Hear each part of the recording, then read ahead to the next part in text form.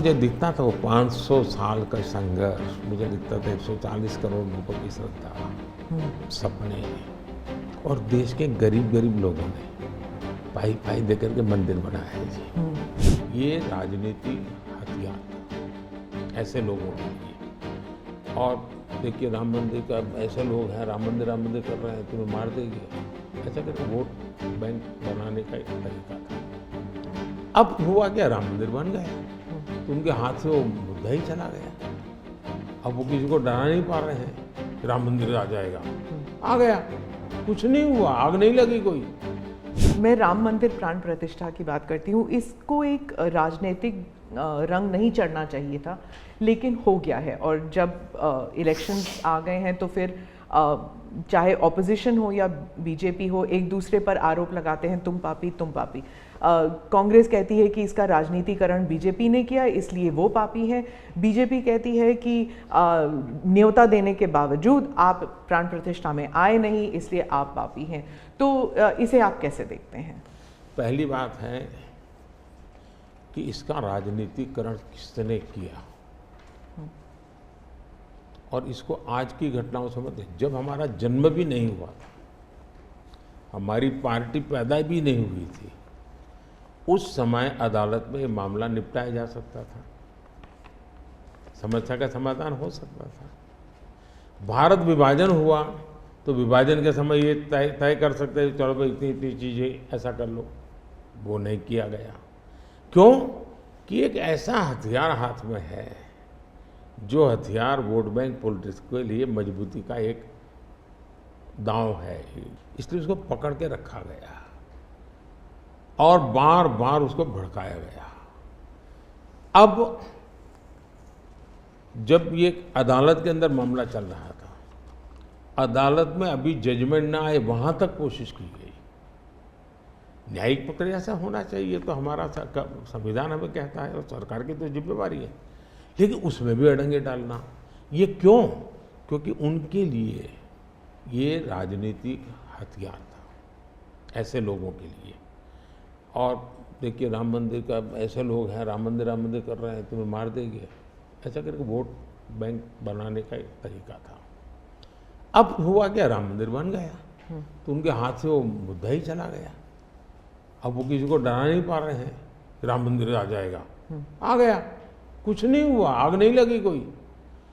दूसरा, इनकी प्रकृति, आप सोमनाथ मंदिर से लेकर के अब तक की घटनाएं देखिए, वे भारत की मूलभूत आस्थाएं, भारत का मूलभूत जो पिंड है, उसके प्रति नेगेटिविटी लेकर के ही देश में वो अपनी बातें। अब सोमनाथ मंदिर को क्या प्रॉब्लम था, सरदार पटेल थे, डॉक्टर राजेंद्र बाबू को जाना था, वहाँ तो न जनसंघ था, न भाजपा था, न आरएसएस थी, न कोई लड़ाई थी, लेकिन उन्होंने मना कर दिया जाने। वो जो नेहरू जी की जो चिट्ठी थी, हाँ, जो भी है, अब ये और वो परंपरा आज भी चल रही है कि प्राण प्रतिष्ठा का निमंत्रण मिले और आप उसको ठुकरा दें।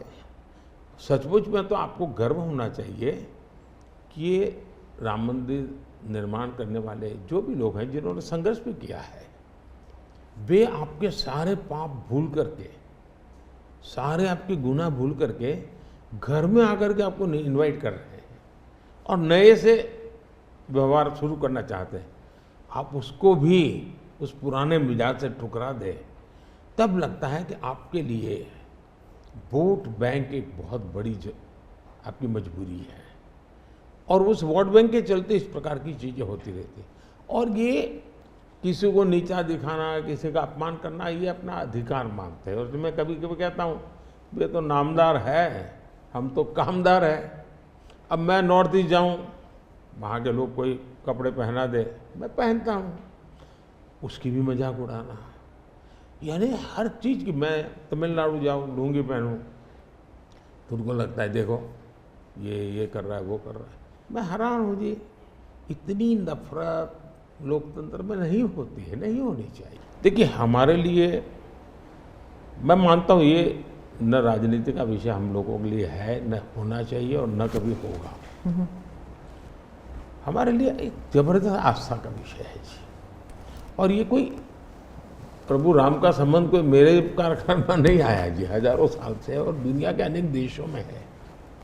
जब ये राम मंदिर का निमंत्रण देने के लिए टस्केले मुझे आए, उन्होंने ठुकरा दिया।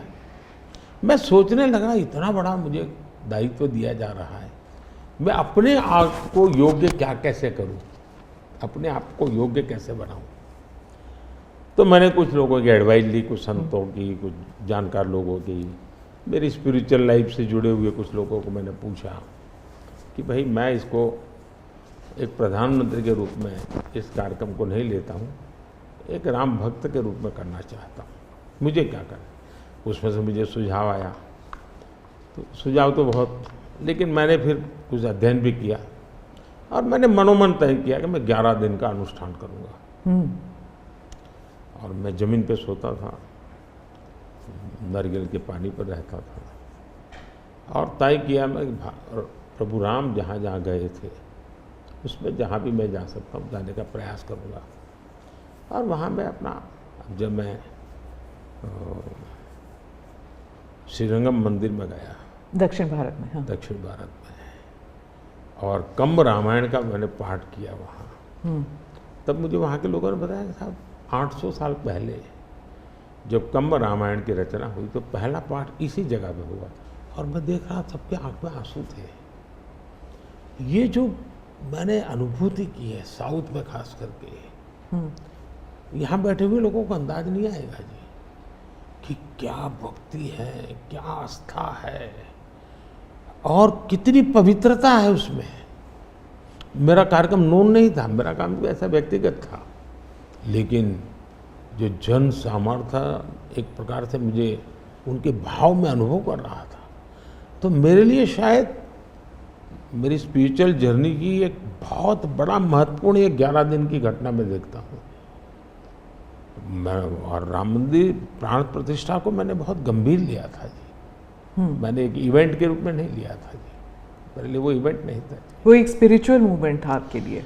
मैं मानता, मुझे दिखता था वो 500 साल का संघर्ष, मुझे दिखता था 140 करोड़ लोगों की श्रद्धा, सपने, और देश के गरीब गरीब लोगों ने पाई पाई दे करके मंदिर बनाया है जी। ये मंदिर 3 चीज़ें मैं देखता हूँ।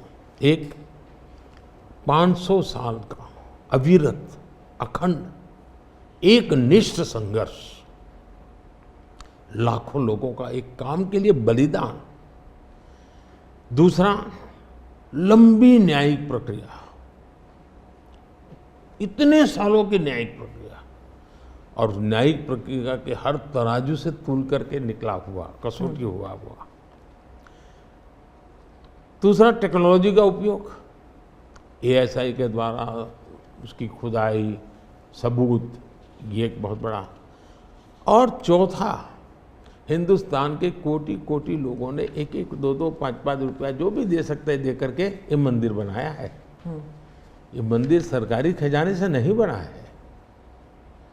ये ऐसे पहलू हैं कि जो भारत के स्वाभिमान को, भारत के सामर्थ्य को, भारत के सपनों को, भारत के संकल्प को और भारत के आने वाली पीढ़ी को बहुत बड़ी प्रेरणा देने वाले हैं।